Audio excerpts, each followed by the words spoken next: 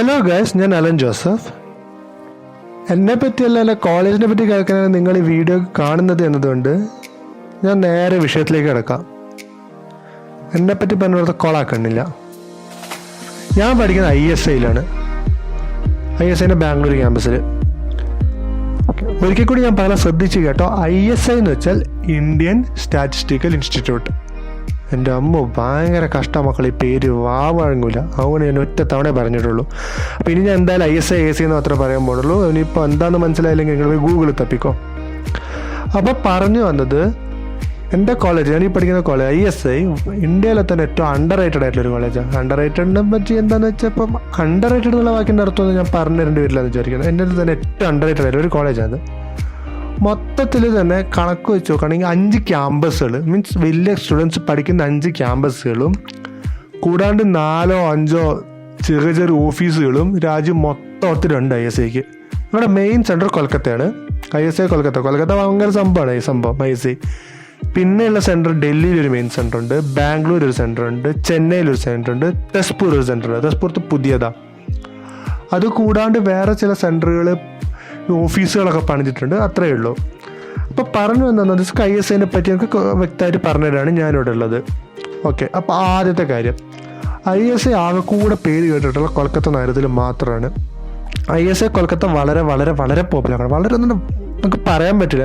എൻ്റെ കോളേജിൽ, ഞാൻ പഠിക്കുന്ന ബാംഗ്ലൂർ ക്യാമ്പസിൽ തന്നെ പകുതി പിള്ളേരും കൊൽക്കത്ത എന്നുള്ളവരാണ്. എന്തുകൊണ്ട്? കൊൽക്കത്ത നഗരത്തിൽ സാധനം ഭയങ്കര ടോപ്പ് ക്ലാസ് സെലിബ്രിറ്റി ഫേമസ് സാധനമാണ്. ഇപ്പോൾ കോഴിക്കോട് നഗരത്തിൽ NIT ഫേമസ് ആയിരിക്കുന്ന പോലെ അത്ര പോപ്പുലറാണ്. പക്ഷെ കൊൽക്കത്തയ്ക്ക് പുറത്ത് ആർക്കും അറിഞ്ഞൂടെ ISIനെ പറ്റി. ഇപ്പം എൻ്റെ കോളേജിന് തൊട്ട് ഫ്രണ്ടിലുള്ളൊരു 4 കട, ബാംഗ്ലൂരിലെ ക്യാമ്പസിൻ്റെ ഫ്രണ്ടിലുള്ള 4 കട കഴിഞ്ഞ് പുറത്തിറങ്ങി കഴിഞ്ഞാൽ ഒരു മനുഷ്യൻ അറിഞ്ഞിട്ട് അവിടെ അങ്ങനെ ഒരു കോളേജ് എക്സിസ്റ്റ് ചെയ്യുന്നുണ്ടെന്ന്. മനസ്സിലായോ? അത്ര ദുരന്താണ് കോളേജിൻ്റെ പേര്. അതായത് പക്ഷേ അണ്ടർ റേറ്റഡ്. ഓക്കെ, അപ്പോൾ എന്തായാലും നമ്മളിപ്പോൾ ഈ കോളേജിനെ പറ്റി പറഞ്ഞു. ആദ്യം നമുക്ക് കോഴ്സിനെ പറ്റി തന്നെ തുടങ്ങാം. അപ്പോൾ കോഴ്സിനെ പറ്റി പറയുകയാണെങ്കിൽ ആകെ 2 അണ്ടർ ഗ്രാജുവേറ്റ് ഡിഗ്രി മാത്രമേ ISIക്കുള്ളൂ. 2 അണ്ടർ ഗ്രാജുവേറ്റ് 2 ഡിഗ്രി ഉള്ളൂ. അത് 2 ക്യാമ്പസിലാകെ കോഴ്സുള്ളൂ, കൊൽക്കത്തയിലും ബാംഗ്ലൂരും. BMath ഹോണേഴ്സും BStat ഹോണേഴ്സും ആണുള്ളത്. അപ്പം BMath കോഴ്സ് ബാംഗ്ലൂരും BStat കോഴ്സ് കൊൽക്കത്തയാണ് നടക്കുന്നത്. ഇനി ഇതിനൊക്കെ PG കോഴ്സുകൾ ഉണ്ട്. പോസ്റ്റ് ഗ്രാജുവേറ്റ് കോഴ്സുകൾ ISIക്കൊക്കെ ബാംഗ്ലൂരും കൊൽക്കത്തയായിട്ട് തന്നെ ഇതിൻ്റെ പോസ്റ്റ് ഗ്രാജുവേറ്റ് കോഴ്സുകളുണ്ട്. കൂടാണ്ട് വേറെ ആയിട്ട് 2-3 പോസ്റ്റ് ഗ്രാജുവേറ്റ് കോഴ്സുകളും കൂടി ഉണ്ട്. അതിനൊക്കെയാണ് മറ്റ് ക്യാമ്പസുകളൊക്കെ ഉള്ളത്. അതായത് library science, quality management science, പിന്നെ അതുപോലെ വേറെ കുറേ സാധനങ്ങളൊക്കെ ഉണ്ട്. എനിക്ക് അതിനെപ്പറ്റി വലിയ ഡീറ്റെയിൽസോ, എനിക്ക് അറിയുന്ന ഡീറ്റെയിൽസ് ഞാൻ പറഞ്ഞു തന്നിട്ടുണ്ട്. ബാക്കി നിങ്ങൾക്ക് കൂടുതൽ അറിയാനുണ്ടെങ്കിൽ എന്നെ മറ്റുള്ളവർ ബന്ധപ്പെട്ട് കഴിഞ്ഞാൽ നിങ്ങൾക്ക് കൂടുതൽ വിവരം കിട്ടുമായിരിക്കും. അപ്പം ഞാൻ പറഞ്ഞു, അതായത് ISIയിൽ BMath എന്ന് പറഞ്ഞ പേര് പോലെ തന്നെ മാത്സ് ആണ്. മാത്സ് എന്ന് പറഞ്ഞാൽ കണക്കാണ്. അതേപോലെ BStat എന്ന് പറഞ്ഞാൽ പേര് പോലെ തന്നെ സ്റ്റാറ്റിസ്റ്റിക്സ് ആണ്. അതിപ്പോൾ ഞാൻ പ്രത്യേകം എക്സ്പ്ലെയിൻ ചെയ്യണ്ടല്ലോ. ഇപ്പോൾ BMath എന്ന് പറഞ്ഞാൽ കണക്ക് എന്ന് പറയുന്നത് കണക്ക് മാത്രമാണ് കേട്ടോ. അതായത് എന്താ പറയുക, കണക്ക് മാത്രം എന്ന് പറയുകയാണെങ്കിൽ നിങ്ങൾക്ക് വേറെ ലാംഗ്വേജുകളോ അല്ലെങ്കിൽ മറ്റ് സബ്ജക്റ്റുകളോ ഒന്നും പഠിക്കേണ്ട. ഇപ്പം ഞാൻ എൻ്റെ 3 കൊല്ലത്തെ BMathൻ്റെ കോഴ്സ്, ഓക്കെ, ISIത്തെ എല്ലാ ഡിഗ്രി കോഴ്സുകളും 3 കൊല്ലമാണ്, അത് ആദ്യം പറഞ്ഞേക്കാം. അപ്പം 3 കൊല്ലത്തെ തന്നെ ഡിഗ്രി കോഴ്സ്. അപ്പോൾ ഫസ്റ്റ് ഇയറാണ്. എനിക്ക് 2 സെമ്മിൽ കമ്പ്യൂട്ടർ സയൻസ് ഒരു സബ്ജക്റ്റ് ആയിട്ടുണ്ട്, 4 സെമ്മിൽ ഫിസിക്സ് ഒരു സബ്ജക്റ്റ് ആയിട്ടുണ്ട്. ബാക്കി എല്ലാം, അതായത് ഒരു സബ്ബിൽ 4-5 സബ്ജക്റ്റ് ഉണ്ടാവും. അതിൽ ഒരു സബ്ജക്റ്റിൻ്റെ കാര്യം പറഞ്ഞത്, ബാക്കി എല്ലാം മാത്സാണ്. അതായത് പ്യുവർ മാത്സ്. നിങ്ങൾക്കറിയാം, നമ്മുടെ നാട്ടിലൊരു കോളേജിൽ ഡിഗ്രിക്ക് മാത്സിന് ചേരുകയാണെങ്കിൽ നിങ്ങൾ മാത്സിൻ്റെ ഒപ്പം നിങ്ങൾക്ക് എന്തൊക്കെ പഠിക്കേണ്ടി വരും? നിങ്ങൾക്ക് കെമിസ്ട്രി പഠിക്കേണ്ടി വരും, ഫിസിക്സ് പഠിക്കേണ്ടി വരും, മലയാളം പഠിക്കേണ്ടി വരും, ഇംഗ്ലീഷ് പഠിക്കേണ്ടി വരും. ഇങ്ങനെ കുറേ സാധനങ്ങളുണ്ടാവും, സൈഡായിട്ടും സബ്ബായിട്ടും. അങ്ങനത്തെ ഒരു കുന്തമില്ല ഇവിടെ. അതാണ് സംഭവം. അതാണ് നമ്മുടെ കോഴ്സ്. അതായത് മൊത്തത്തിൽ പറയുകയാണെങ്കിൽ കോഴ്സ് ഭയങ്കര വാല്യൂ ഉള്ളതാണ്. ഇന്ത്യയിൽ കൂടെ ഈ BMath കോഴ്സും BStat കോഴ്സും ഉള്ളത് ISIയിൽ മാത്രം. ഇന്ത്യയിൽ തന്നെ ലോകത്തിൽ തന്നെ വളരെ റെയർ ആയിട്ടുള്ളൊരു കോഴ്സാണ് ഈ 2 കോഴ്സുകൾ. അതുകൊണ്ട് ഈ കോഴ്സിന് ഭയങ്കര വാല്യൂ ഉണ്ട്. അതാണ് ഈ കോളേജിൻ്റെ ഏറ്റവും വലിയ മെയിൻ അട്രാക്ഷനും. ഒന്നുമില്ല, സ്വന്തമായിട്ടൊരു എൻട്രൻസ് ഒക്കെ നടത്തി പിള്ളേരെ സെലക്ട് ചെയ്യുന്ന പറയുകയാണെങ്കിൽ സംഭവം പൊളിയായിരിക്കുമല്ലോ. എനിക്കറിയാം നിങ്ങളെല്ലാവരും ISIനെ പറ്റി കേട്ടിട്ടെന്ന് ഇവിടെ വന്നിട്ടില്ല. എന്നാലും ഞാനൊന്ന് പറഞ്ഞു തരുമെന്ന് മാത്രം. ഓക്കെ, ഇനിയിപ്പോൾ എന്തായാലും നിങ്ങളിവിടെ വന്നിട്ടുള്ളത്, എൻ്റെ പ്രസംഗം 2 മണിക്കൂർ കേൾക്കുന്നത് കോഴ്സിനെ പറ്റി കേൾക്കാൻ വേണ്ടിയില്ല എന്നൊക്കെ എനിക്കറിയാം. കാരണം നിങ്ങൾക്ക് ISI എന്താണ്, ISIൻ്റെ കോഴ്സ് എന്താണെന്നൊക്കെ നിങ്ങൾക്ക് ഗൂഗിളിൽ സെർച്ച് ചെയ്താൽ തന്നെ കിട്ടും. അതിനൊന്നും വലിയ വിലയില്ല. നിങ്ങൾക്ക് വേണ്ടത് ക്യാമ്പസ് ലൈഫിനെ പറ്റിയാണ്. ഓക്കെ, അപ്പോൾ പറയുകയാണെങ്കിൽ ക്യാമ്പസ് ലൈഫിനെ പറ്റി പറയുകയാണെങ്കിൽ ആദ്യം പറയേണ്ട കാര്യം, എല്ലാവരെ പോലെ തന്നെ ഞാനും ഒരു ക്യാമ്പസ് ലൈഫ് അഡിക്റ്റ് ആയിരുന്നു. ക്യാമ്പസ് ലൈഫ് അഡിക്റ്റ് എന്ന് പറയുകയാണെങ്കിൽ എന്താ പറയുക, ഒരു നല്ല കോഴ്സ്, ഒരു വലിയ ഡിഗ്രി, റെപ്യൂട്ടേഷൻ, അല്ലെങ്കിൽ ക്യാമ്പസ് സെലക്ഷൻ, ഇതൊക്കെ ആലോചിച്ചിട്ട് തന്നെയാണ് സാധാരണ എല്ലാവരും ഇതൊക്കെയാണ് നമ്മൾ നോക്കുന്നത് എന്നൊക്കെ പറയും. ഇപ്പം വീട്ടുകാർ മക്കൾക്ക് നോക്കുകയാണെങ്കിൽ കോഴ്സ് നല്ലതാണോ, ക്യാമ്പസിന് ഫീസ് ഇത്രയേ ഉള്ളൂ, നല്ല നല്ല കുട്ടികളാണ് വരുന്നത്, നല്ല എൻട്രൻസ് എഴുതിയിട്ടാണ് പഠിക്കുന്നത്, കോഴ്സിന് എത്ര ക്യാമ്പസ് സെലക്ഷൻ എത്രയുണ്ട്, പിന്നെ കോഴ്സ് കഴിഞ്ഞ് പോകുന്നവർക്ക് ഇതൊരു ജോലി കിട്ടും. ഇങ്ങനത്തെ കുറേ സാധ്യതകളെ പറ്റി ആലോചിച്ചിട്ടാണ് നമ്മുടെ ഒരു കോഴ്സ് എടുക്കാൻ പോകുന്നത് ആണല്ലോ. പക്ഷെ നമ്മൾ ഏറ്റവും കൂടുതൽ ആഗ്രഹിക്കുന്നതും, എന്നാൽ നമുക്ക് ഇന്നത്തെ കാലത്ത് ഈ കോഴ്സിൻ്റെ ഈ പല നിലവാരം കാരണം നമുക്ക് ആലോചിക്കാൻ ഏറ്റവും ബുദ്ധിമുട്ടുള്ളത് നമ്മൾ ഏറ്റവും കൂടുതൽ ആഗ്രഹിക്കുന്നതായിട്ടൊന്ന് ക്യാമ്പസ് ലൈഫാണ്. എൻ്റെ കാര്യം അത് തന്നെയായിരുന്നു. ഞാൻ ISIൽ പോയത് ഇതൊക്കെ ഇപ്പം പറഞ്ഞ കാര്യങ്ങളൊക്കെ ആലോചിക്കാൻ വേണ്ടിയാണെങ്കിലും ഞാൻ ആ മനസ്സുകൊണ്ടൊക്കെ ഒരുപാട് ആഗ്രഹിച്ചിട്ടുണ്ട്. ഒരു അടിപൊളി ക്യാമ്പസ് ആയിരുന്നെങ്കിൽ എന്ത് രസമായിരുന്നു അത്.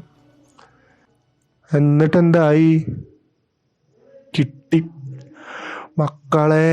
പൊളി എന്ന് പറഞ്ഞാൽ വേറെ ലെവൽ ക്യാമ്പസ്. നിങ്ങൾക്ക് അറിഞ്ഞൂടാ, ക്യാമ്പസിൽ പിള്ളേർ കുറവാണ്, അതാണ് മെയിൻ അട്രാക്ഷൻ. ISIൽ ഞാൻ പഠിക്കുന്ന ബാംഗ്ലൂർ ക്യാമ്പസിലാണ്. കൊൽക്കത്ത ക്യാമ്പസ് എല്ലാ ക്യാമ്പസും ഇതുപോലത്തെ ഏതാണ് കേട്ടിട്ടുള്ളത്. എന്നാൽ എനിക്ക് ബാംഗ്ലൂർ ക്യാമ്പസിനെ പറ്റിയിട്ട് ആധികാരികമായി പറയുകയാണെങ്കിൽ ക്യാമ്പസിൽ 200 പിള്ളേരുള്ള ആദ്യത്തെ കാര്യം. ക്യാമ്പസിൽ ആകെ ഉള്ളത് 223 പിള്ളേർ. ഈ കുട്ടികൾക്ക് എല്ലാവർക്കും കൂടെ ഒന്നിച്ച് കമ്മ്യൂണിക്കേറ്റ്. ഇപ്പം എനിക്ക് എൻ്റെ കോളേജിൽ എന്നെ തിരിച്ചറിയാത്ത, അല്ലെങ്കിൽ എനിക്ക് തിരിച്ചറിയാൻ പറ്റാത്തൊരു 50 പേര് കൂടുതൽ കാണില്ല. കാരണം അത്രത്തോളം സിംഗിൾ ആയിട്ടുള്ള ഒരു കുടുംബം പോലത്തെ ഒരു ഫാമിലി വൈബ് എന്നൊക്കെ പറയില്ല, അതാണ് സംഭവം. ഇപ്പം നമ്മളൊരു മൊത്തത്തിലൊരു 10-25 ഏക്കറുള്ള ചെറിയ ക്യാമ്പസാണ്. അതിനുള്ളിൽ പകുതി മുക്കാൽ സ്ഥലം കാടാണ്. അപ്പോൾ ഈ കാട് കഴിഞ്ഞ് കഴിഞ്ഞാൽ പിന്നെ ഉള്ളത് 2 ഹോസ്റ്റൽ ബിൽഡിംഗ് ഉണ്ട്. കോളേജ് അടിപൊളി എന്ന് പറഞ്ഞാൽ അടിപൊളിയാണ് സ്ഥലം. ഇപ്പം നമുക്ക് പല കമ്മിറ്റീസ് ഉണ്ട്. പിള്ളേരുടെ കമ്മിറ്റീൻ്റെ കീഴിലായിട്ടാണ് കോളേജിൽ ഓരോ പ്രോഗ്രാംസ് കണ്ടക്ട് ചെയ്യുന്നത്. കോളേജിൻ്റെ വരുമാനം, അതായത് നമുക്ക് സ്വന്തം കേന്ദ്ര ഗവൺമെൻറ് പൈസ തരിക ചെയ്യുക. അത് ക്യാമ്പസ് നമുക്ക് നേരിട്ട് പിള്ളേരുടെ കയ്യിൽ കമ്മിറ്റി വെച്ചിട്ട് പിള്ളേരുടെ കയ്യിൽ കൊടുക്കും.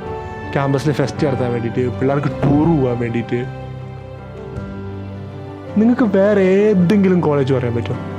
എനിക്ക് തോന്നുന്നില്ല ഒരു സാധാരണ ഒരു സ്റ്റേറ്റ് കോളേജിൽ അല്ലെങ്കിൽ ഒരു ഗവൺമെൻറ് കോളേജിൽ നിങ്ങൾക്ക് ഒരു കോളേജ് പറയാൻ പറ്റും തോന്നുന്നില്ല. ഒരു പക്ഷേ 5 ദിവസത്തെ ഫുൾ ഡേ ട്രിപ്പ് പോകാൻ വേണ്ടിയിട്ട് ക്യാമ്പസിലെ മുഴുവൻ പിള്ളേർക്ക് ഫ്രീ ആയിട്ട് ട്രിപ്പ് പോകാൻ വേണ്ടിയിട്ട് പൈസ കൊടുക്കുന്ന ഒരു കോളേജ്. എന്നാലും പൈസ കുറച്ച് കുറവാണ്, അധികം ദൂരമൊന്നും പോകാനുള്ള പൈസ ഇല്ല, ബാക്കി കുറച്ച് പൈസ പിള്ളേർ എടുക്കണം. എങ്കിലും ഞങ്ങൾ കഴിഞ്ഞാൽ ഫുൾ കേരള ട്രിപ്പ് അടിച്ചിട്ട് ഞങ്ങൾക്ക് എല്ലാവരും കൂടി എടുത്തതിൻ്റെ പകുതി പൈസ കോളേജ് വന്നു. പകുതി പൈസയിലും മേലെ കോളേജ് വന്നു. ഫസ്റ്റ് സെം എന്നൊക്കെ പറയുമ്പോൾ എൻ്റെ ആദ്യത്തെ ഫസ്റ്റ് ഇയറിൽ ഒരു ദിവസം ഒരു 4 മണിക്കൂർ ക്ലാസ് ഉണ്ടാവും. അത് ആഴ്ചയിൽ 4 ദിവസം. ബാക്കി സമയം വെറുതെ ഇറക്കാണ്. പഠിക്കാനുണ്ടാവും, സിലബസ് ഉണ്ട്, കാരണം അത് കോളേജിൻ്റെ ഒരു ഭാഗമാണല്ലോ. പക്ഷെ അതങ്ങ് കഴിഞ്ഞു കഴിഞ്ഞോ നിങ്ങൾക്ക് ഫ്രീ ആണ്, നിങ്ങൾക്ക് എന്തും ചെയ്യാം. പിള്ളേർക്ക് TV ഉണ്ടാവും ഹോസ്റ്റലിൽ, പിള്ളേർക്ക് ഫ്രിഡ്ജ് ഉണ്ടാവും. ഹോസ്റ്റൽ റൂം എന്നൊക്കെ പറഞ്ഞെങ്കിൽ 2 പേരൊരു റൂം, അല്ലെങ്കിൽ 3 പേരൊരു റൂം, ഇല്ലെങ്കിൽ സിംഗിൾ റൂംസ് ഉണ്ട്. സീനിയേഴ്സിൻ്റെ MAത്തൊക്കെ ആകുമ്പോൾ വലിയ ഡിഗ്രിക്കൊക്കെ പോകുമ്പോൾ സിംഗിൾ റൂംസും ഉണ്ട്. ഇതുപോലത്തെ പ്രഷ്യസ് അല്ല സീനിയേഴ്സ്. ഇപ്പം നിങ്ങൾ വരുമ്പോൾ ഞങ്ങളായിരിക്കും സീനിയേഴ്സ്, അപ്പം ഞങ്ങളെ പൊക്കി പറയാമെന്ന് വിചാരിക്കണ്ട. ഇതുപോലത്തെ അടിപൊളി ഒരു സീനിയേഴ്സിനെ നിങ്ങൾക്ക് വേറെ ഒരു ക്യാമ്പസിലും കിട്ടുമെന്ന് തോന്നുന്നു ഇന്ത്യയിൽ. എന്താ സംഭവം എന്നറിയാം, ഞങ്ങളവിടെ ഫസ്റ്റ് ഡേ ചെന്നപ്പോൾ, ഞങ്ങൾ ഫസ്റ്റ് ഡേ വൈകുന്നേരം ഞങ്ങളൊരു ഹോസ്റ്റലിൽ വെച്ചിട്ട്, ഹോസ്റ്റലിലെ മെസ്സിൽ വെച്ചിട്ട് ഓക്കെ ഫുഡ് അടിപൊളിയാണ് കേട്ടോ മക്കളെ. ഫുഡിനെ വെച്ചിട്ട് പേടിക്കുക വേണ്ട. ഫുഡ് നോർത്ത് ഇന്ത്യൻ ഫുഡാണ്. അപ്പോൾ കേരളത്തിൽ നിന്ന് പറയുമ്പോൾ നിങ്ങൾക്ക് ചെറിയൊരു ചപ്പാത്തി, പരിപ്പ് കറി കുറച്ചൊരു ബുദ്ധിമുട്ടുണ്ടാകും, പക്ഷെ കുറച്ച് അഡ്ജസ്റ്റ് ആയിക്കോളും. അത്ര ബുദ്ധിമുട്ടുള്ള ഫുഡൊന്നുമല്ല. പിന്നെ നമ്മുടെ തൊട്ട് പുറത്ത് നല്ല കടയൊക്കെ ഉണ്ട്. ഇപ്പം മലയാളി പിള്ളേർക്ക് ഏറ്റവും പ്രത്യേകത ISI ബാംഗ്ലൂരിൽ BMAT കോഴ്സുണ്ട്. അപ്പോൾ നിങ്ങൾ ഡിഗ്രിക്ക് പഠിക്കുന്നവരാണെങ്കിൽ BMAT ബി-സ്റ്റാർ എടുക്കുകയാണെങ്കിൽ കൊൽക്കത്തയിൽ പോകണം. അപ്പോൾ കൊൽക്കത്തത്തെ കാര്യം നിങ്ങൾക്ക് അറിഞ്ഞൂടാ, പക്ഷേ എല്ലാ ചന്ദ്രൻ്റെ വരെയുള്ള സ്ഥിതിക്ക് കൊൽക്കത്തയിൽ ഒരു മലയാളം ഉണ്ടാകുന്ന വിചാരിക്കും. അപ്പോൾ ISI ബാംഗ്ലൂരിന് കാര്യം പറയുന്നത്, നമ്മുടെ ബാംഗ്ലൂർ ഹോസ്റ്റലോ ഓഫീസിലൊരു ശ്രുതി മാമുണ്ട്, പുള്ളിക്കാരത്തി മലയാളിയാണ്. ഇനി അത് കഴിഞ്ഞിട്ട് നമ്മുടെ കോളേജിൻ്റെ തൊട്ട് പുറത്ത് ചായക്കട നടത്തുന്ന മലയാളിയാണ്. അതേ മക്കളെ, മലയാളികൾ ഈ ഭൂമി മുഴുവനും ഉണ്ട്. പക്ഷെ എണ്ണം കുറവാണ്. കോളേജിൽ 4-5 പിള്ളേരുണ്ട് അവിടെ സ്റ്റുഡൻസ്, പക്ഷെ ഉണ്ട്. അതുകൊണ്ട് നിങ്ങൾക്ക് ആ പ്രശ്നം വേണ്ട. പിന്നെ ഞാൻ പിന്നെ പറഞ്ഞല്ലോ ഫസ്റ്റ് ഡേ ഹോസ്റ്റലിൽ ഞങ്ങൾ ചെന്ന സമയത്ത് എന്താ സംഭവിച്ചതെന്ന് വെച്ചാൽ, ഞങ്ങൾ എല്ലാവർക്കും ഒരു മീറ്റിംഗ് വിളിച്ചു. കുട്ടികൾ ഓരോരുത്തർ വന്നു, പേര് പറഞ്ഞു, പിന്നെ അവർക്ക് ഇഷ്ടമുള്ള എന്തെങ്കിലും പ്രോഗ്രാമൊക്കെ അവതരിപ്പിക്കണമെന്ന് പറഞ്ഞാൽ സീനിയേഴ്സൊക്കെ പറഞ്ഞു പിള്ളേർ അവതരിപ്പിച്ചു. എന്താ അപ്പോൾ ഞങ്ങൾ ഇവിടെ റാങ്കിങ് ഒന്നും ഇല്ല എന്തെങ്കിലും പറഞ്ഞാൽ തപ്പിയാണ് പോയത്. അതൊക്കെ അങ്ങനെ ഗെയിംസിൻ്റെ ഒക്കെ സോണാണ്. വെറുതെ നിൽക്കുക. ടേബിൾ ടെന്നീസ് കോർട്ടുണ്ട് സീനിയേഴ്സിനെ കൂടിയിട്ട്. സീനിയേഴ്സ് എന്ന് പറയുമ്പോൾ ഏത് ലെവലിലുള്ള സീനിയേഴ്സും അവിടെ. അതാണ് വേർതിരിവുകളൊന്നുമില്ല. സീനിയർ ആണെങ്കിലും ജൂനിയർ ആണെങ്കിലും ഒരേപോലെ. റാഗിങ് ഇല്ല. ഒരു ഗിവ് അവേ എന്ന് പറയാനായിട്ട് അത് നിങ്ങൾക്കൊരു എന്തെങ്കിലും സാധനം വിട്ടു കൊടുക്കണമല്ലോ ഇത്രയും വലിയൊരു സ്വർഗം കിട്ടുമ്പോൾ. അത് കുട്ടികളുടെ എണ്ണമാണ്. കുട്ടികളുടെ എണ്ണം കുറവായും കൂടി ചില പ്രശ്നങ്ങളുണ്ട്. അതായത് ഇപ്പം എന്താ പറയുക, നിങ്ങളൊരു വമ്പൻ ക്യാമ്പസുകൾ IIT പോകുകയാണെങ്കിൽ നിങ്ങൾക്കൊരു വമ്പ ഫെസ്റ്റിവൽ ഉണ്ടല്ലോ, റിച്ച് ഫെസ്റ്റുകൾ ഒരുപാട്. അത്ര റിച്ചല്ല ഫെസ്റ്റ് പോലത്തെ പരിപാടിക്ക്, ഇത്ര റിച്ച് പൈസയൊന്നുമില്ല. പക്ഷേ അത് ഞങ്ങൾ പരിഹരിക്കുന്നുണ്ട്. ഞങ്ങൾ 3-4 കൊല്ലത്തിനുള്ളിൽ തന്നെ ഞങ്ങളുടെ ഫെസ്റ്റ് ഞങ്ങൾ മെച്ചപ്പെടുത്തി വരുന്നുണ്ട്. ഞങ്ങൾ സ്വന്തം പൈസ ഞങ്ങൾ എക്സാം നടത്തി ഞങ്ങളെ പൈസ സമ്പാദിച്ച് ആ പൈസയും കൂടി ഞങ്ങൾ ഫെസ്റ്റ് നടത്താൻ പോവാണ്. അപ്പോൾ കഴിഞ്ഞ കൊല്ലം ഞങ്ങൾ ഏറ്റവും നല്ലൊരു ബജറ്റൊക്കെ ആക്കി പൈസ നടത്താമെന്ന് വിചാരിച്ചപ്പോഴാണ് ഇപ്പം നമ്മുടെ ലോക്ക്ഡൗൺ വന്നു പോയത്. അപ്പം നമുക്കെന്താ ക്യാമ്പസ് ലൈഫിനെ പറ്റി ഞാൻ പറഞ്ഞ പോലെ കാട് കയറി പോയില്ല, സോറി. അപ്പോൾ നമ്മൾ എന്തായാലും ഞാൻ അടുത്ത പറയാൻ പോകുന്നത് നമ്മുടെ എൻട്രൻസിനെ പറ്റിയാണ്. എനിക്കറിയാം നിങ്ങൾ കുറച്ച് പേരെങ്കിലും എൻട്രൻസിനെ പറ്റി ആലോചിച്ചിട്ടായിരിക്കും വന്നിട്ടുണ്ടാവുക. എങ്ങനെയായിരിക്കും എൻട്രൻസ് എക്സാം ഉണ്ടാവുക, എത്ര എളുപ്പമായിരിക്കുമോ ടഫായിരിക്കുമോ എന്നൊക്കെ. സോ ഞാൻ പറയാലോ, സംഭവം ടഫാണ്. ഞാൻ നേരെ കണ്ട് പറയാം, അത്ര എളുപ്പമുള്ള എക്സാം ഒന്നുമല്ല. പക്ഷെ ഒരു കാര്യം എന്താണെന്ന് വെച്ചാൽ ഇവിടെ സിലബസിന് ഭയങ്കരമായിട്ട് ഒരു കണക്റ്റഡാണ് നമ്മുടെ എക്സാംസ് വരിക. അപ്പം എന്താ പറയുക പറഞ്ഞാൽ നമ്മുടെ ISIൻ്റെ സിലബസ് ഉണ്ട്. ISIൻ്റെ സിലബസ് എന്ന് പറഞ്ഞാൽ എനിക്ക് മാത്സ് ആണ്, എനിക്ക് സ്റ്റാറ്റിസ്റ്റിക്സ് ആണെങ്കിലും മാത്സിൻ്റെ തിയറിറ്റിക്കൽ ആയിട്ടുള്ള കുറേ ആസ്പെക്റ്റ് ഒക്കെ വെച്ചിട്ടാണ് വരിക. അപ്പം നിങ്ങൾക്ക് കുറച്ച് പ്രോബ്ലംസ് വെറുതെ ഈ എൻട്രൻസിന് ജെയിൻ എൻട്രൻസിനൊക്കെ പുറത്ത് ക്വസ്റ്റ്യൻ തന്നിട്ട് ഫോർമുല അപ്ലൈ ചെയ്ത് ആൻസർ കണ്ടുപിടിക്കുന്ന ക്വസ്റ്റ്യൻസ് ഒന്നും നമുക്ക് എൻട്രൻസിൻ്റെ പ്രതീക്ഷിക്കേണ്ട. നിങ്ങൾക്ക് തലയുണ്ടോ, നിങ്ങൾക്ക് സോൾവിങ് സ്കിൽസ് ഉണ്ടോ, നിങ്ങൾക്ക് ചിന്തിച്ചെത്തിക്കാൻ പറ്റുമോ ആൻസറിലേക്ക്, നിങ്ങളാണ് താരം, നിങ്ങളാണ് ISIൻ്റെ താരം. അപ്പോൾ ISIത്തെ എക്സാം എഴുതണമെങ്കിൽ നിങ്ങൾക്ക് നിങ്ങളുടെ ചിന്താശേഷി മതി. ഇപ്പോൾ അതെങ്ങനെ കൂട്ടുക? ഒന്ന് ഈ സ്കില്ലുള്ളവർ ISIനൊക്കെ ഇൻട്രസ്റ്റ് വരുള്ളൂ, ഈ ചിന്തിക്കാനുള്ള സ്കില്ല്. നിങ്ങൾക്ക് ആ സ്കില്ലുണ്ടെങ്കിലേക്ക് നിങ്ങൾ വന്നിട്ടുണ്ടാവുക. തീർച്ചയായും നിങ്ങൾ ISIനെ പറ്റി അന്വേഷിച്ച് വന്നിട്ടുള്ളത് അതുകൊണ്ടാണ്.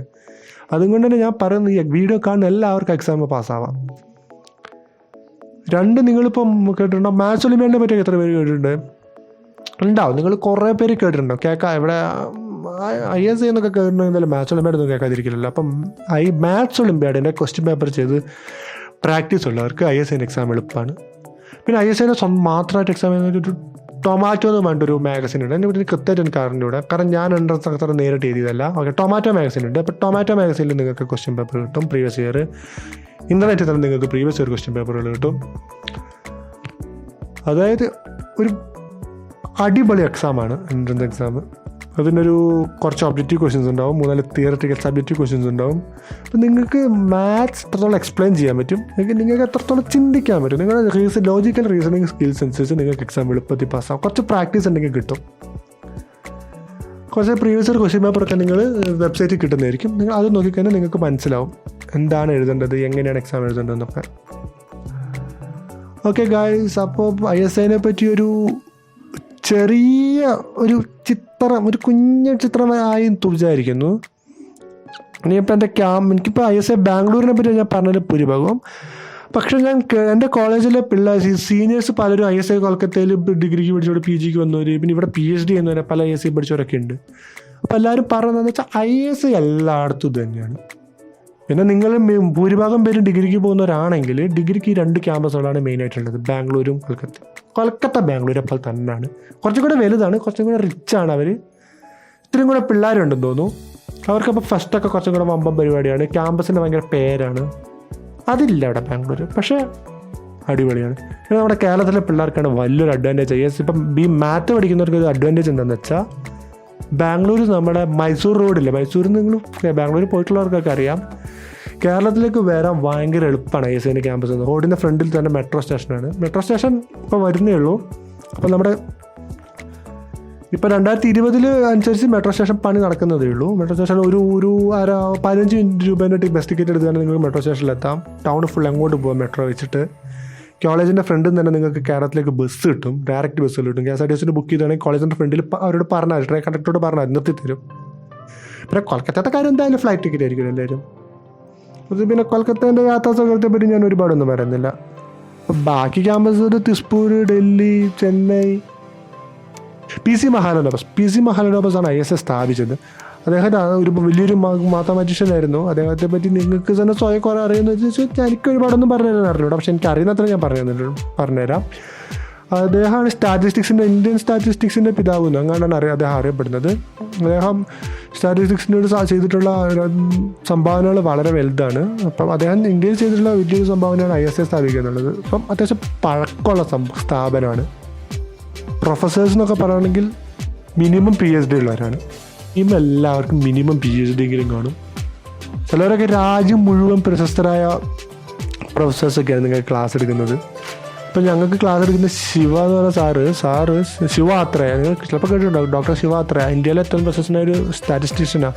ഭട്നാഗർ പ്രൈസ് കിട്ടിയിട്ടുള്ളൊരു വലിയ ശാസ്ത്രജ്ഞനാണ് അദ്ദേഹം.